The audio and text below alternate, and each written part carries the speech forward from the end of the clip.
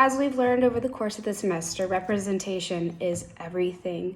It is important for all children to be able to see themselves in the books they are surrounded by, but also for other children who are not maybe being represented in the literature to be able to understand worlds outside of themselves.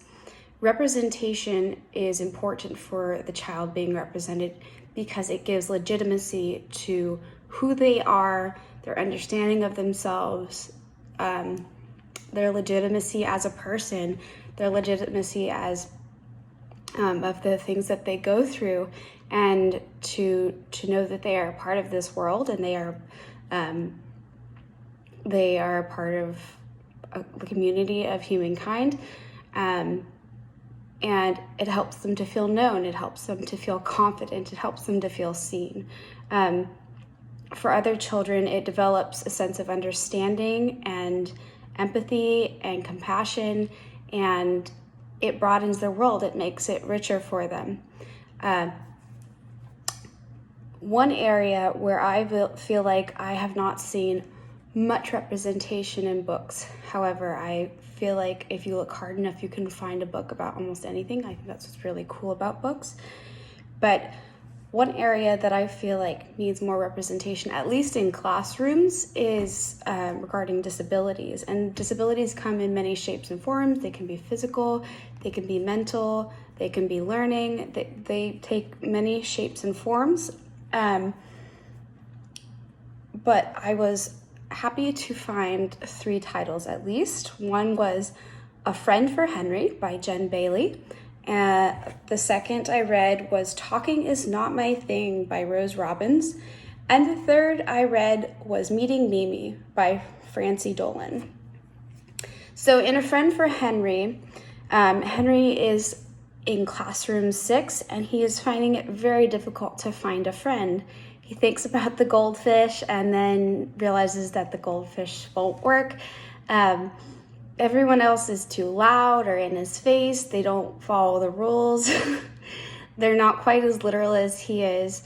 And at the end of the story, he is able to find a friend. She's quiet. She comes back around and she's looking at the goldfish in the bowl, just like he was at the beginning. The goldfish's name is Gilly. I'm not exactly sure what this is supposed to be representing, except for I have an understanding of child development. This seems like this boy is on the spectrum, and they're very literal. They don't understand lying. They don't understand dishonesty. They can tend to have a lot of sensory overload. And I think this book honestly did a really good job of authenticity and representation, because it put him in a very natural situation that he would probably encounter on a daily basis, and without being too direct, drew attention to many of the things that children on the spectrum go through, their thought processes, their understanding of the world around them, and how hard it is to navigate, but that it's possible, and that these are just children with a different skill set and with a different understanding, and that friendship is possible. The second book was Talking Is Not My Thing by Rose Robbins. I thought this one was really cute, and I don't know quite the disability that was being represented here. I think it was, again, being on the spectrum, but there you go. That is where education is needed. And it goes over this little girl. It looks like it was a board book. And the little girl talks about how talking is not her thing, and she talks about all the different ways that she is able to communicate.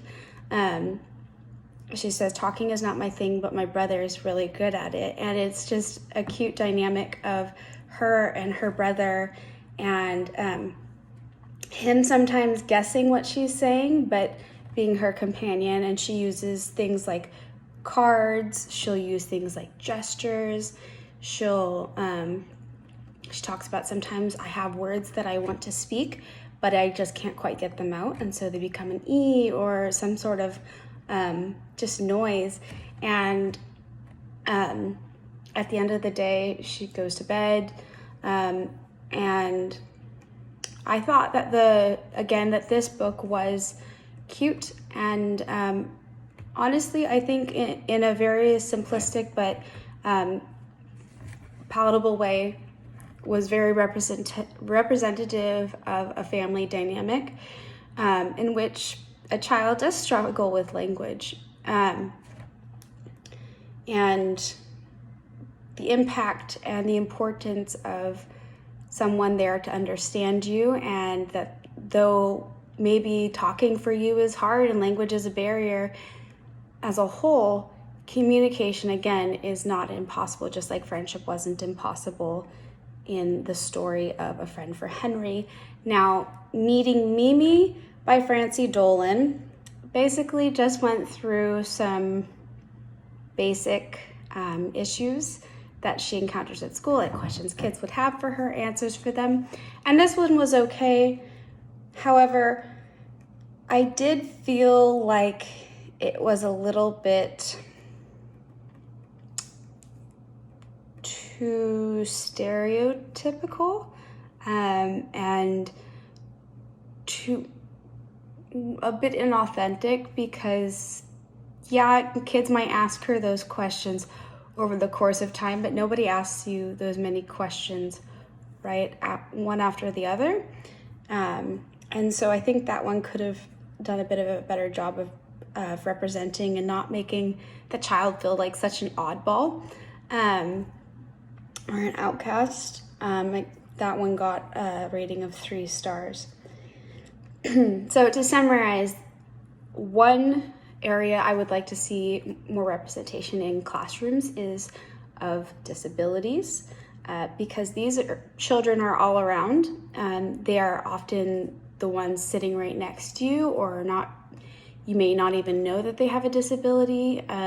They may not even know that they have a disability, and this gives them a voice. This normalizes the fact that disabilities exist, and it helps to promote lots of inclusion. And I think if we're able to promote inclusion, we will have a kinder world, and actually children with disabilities who are able to see their potential actualized. Thank you.